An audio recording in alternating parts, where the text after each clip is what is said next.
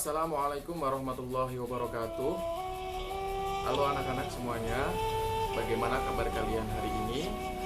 Pak Aziz doakan mudah-mudahan kalian semuanya dalam keadaan sehat walafiat. Baiklah anak-anak, sebelum kita mulai pembelajaran, marilah kita berdoa terlebih dahulu. Bismillahirrahmanirrahim. Raditu billahi robba wa bil islami dina wa bi Muhammadin nabiyya wa rasula. Rabbi zidni ilma warzuqni fahma. Amin ya rabbal alamin. Hari ini kita akan belajar tentang surat Al-Ikhlas. Ada yang sudah hafal tentang surat Al-Ikhlas? Bagus sekali kalau sudah hafal. Alhamdulillahirabbil alamin, sudah hafal. Nanti kita baca bersama-sama. Minasyaitonirrajim. Bismillahirrahmanirrahim. Qul huwallahu ahad, Allahus samad, lam yalid wa lam yulad wa lam yakul lahu kufuwan ahad. Shadaqallahul adzim.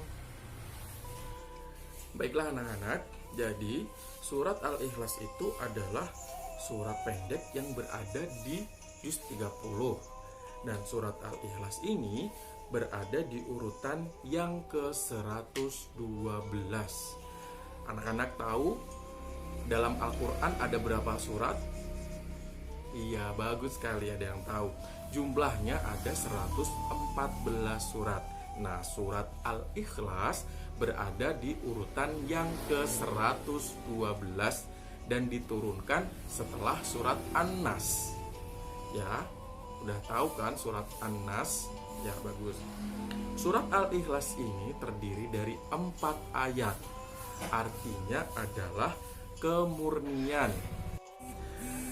Surat Al-Ikhlas diturunkan di kota Mekah dan diturunkan pada saat Nabi Muhammad belum hijrah ke Madinah. Oleh karena itu, surat Al-Ikhlas disebut juga dengan surat Makkiyah atau digolongkan dengan surat Makkiyah. Karena surat Al-Ikhlas diturunkan di kota Mekah, makanya termasuk golongan surat Makkiyah. Jadi anak-anak, surat Al-Ikhlas itu mengajarkan tentang tauhid. Surat Al-Ikhlas mengajarkan tentang keesaan Allah. Esa itu artinya tunggal atau satu. Hanya Allah yang berhak disembah dan hanya Allah lah satu-satunya Tuhan. Di mana tempat kita berdoa, di mana tempat kita memohon pertolongan, di mana tempat kita untuk meminta segala sesuatunya. Kita beribadah hanya kepada Allah Subhanahu wa Ta'ala.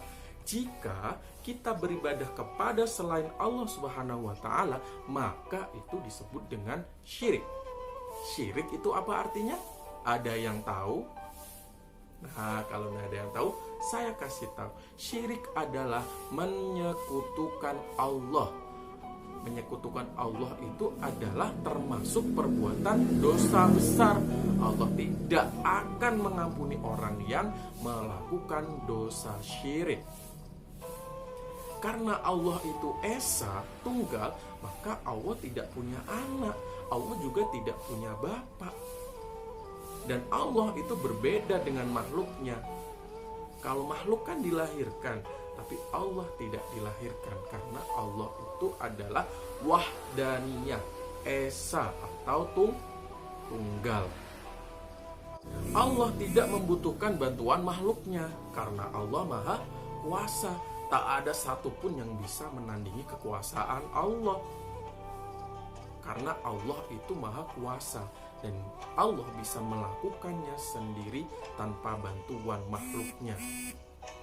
Dan hanya kepada Allah lah kita meminta pertolongan, hanya kepada Allah lah kita tergantung. Maksudnya itu bergantung dalam hal apapun hanya kepada Allah. Makanya dalam surat Al-Ikhlas ini itu menolak segala macam bentuk kemusyrikan, karena intisari dari surat Al-Ikhlas itu sendiri adalah kemurnian keesaan Allah. Tidak ada yang bisa menyamai Allah. Itu adalah pesan yang terkandung dalam surat Al-Ikhlas. Ini adalah lagu tentang keesaan Allah. Diikutin. Tuhanku hanya satu, tiada bersekutu. Dia tidak berputra, juga tidak berbapa. Siapa bilang tiga, itu musyrik namanya.